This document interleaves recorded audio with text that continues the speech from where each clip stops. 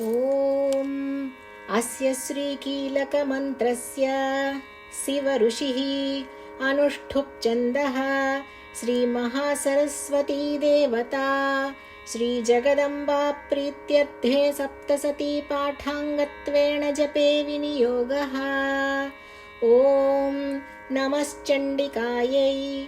मार्कण्डेय उवाच विशुद्धज्ञानदेहाय त्रिवेदी दिव्यचक्षुषे श्रेयः प्राप्तिनिमित्ताय नमः सोमार्धधारिणे। सर्वमेतद्विजानीयान् मन्त्राणामभिकीलकम् सोऽपि क्षेममवाप्नोति सततं जाप्य तत्परः। सिद्ध्यन्त्युच्चाटनादीनि वस्तूनि सकलान्यपि एतेन स्तुवतां देवि स्तोत्रमात्रेण सिद्ध्यति। न मन्त्रौ नौषधं तत्र न किञ्चिदपि विद्यते विना जाप्येन सिद्ध्येतत् सर्वमुच्चाटनादिकम्। समग्राण्यपि सिद्ध्यन्ति लोकशङ्कामिमां हरः। कृत्वा निमन्त्रयामास सर्वमेवमिदं शुभम्। स्तोत्रं वै चण्डिकायास्तु तच्च गुप्तं चकारसः। समाप्तिर्न च पुण्यस्य तां यधावन्नियन्त्रणाम्। सोऽपि क्षेममवाप्नोति सर्वमेवं न संशयः।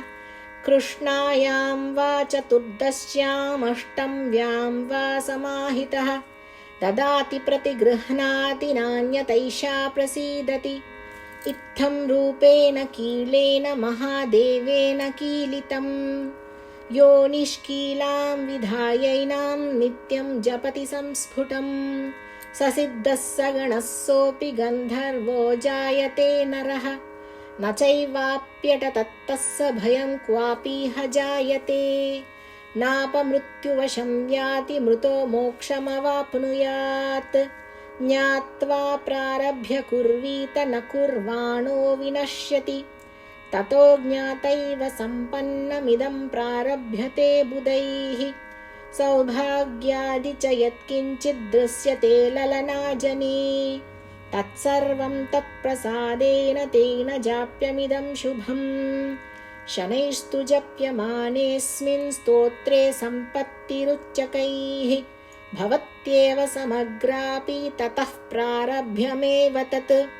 ऐश्वर्यं यत्प्रसादेन सौभाग्यारोग्यसम्पदः। शत्रुहानिः परो मोक्षस्तूयते सा न किञ्जनैः। ॐ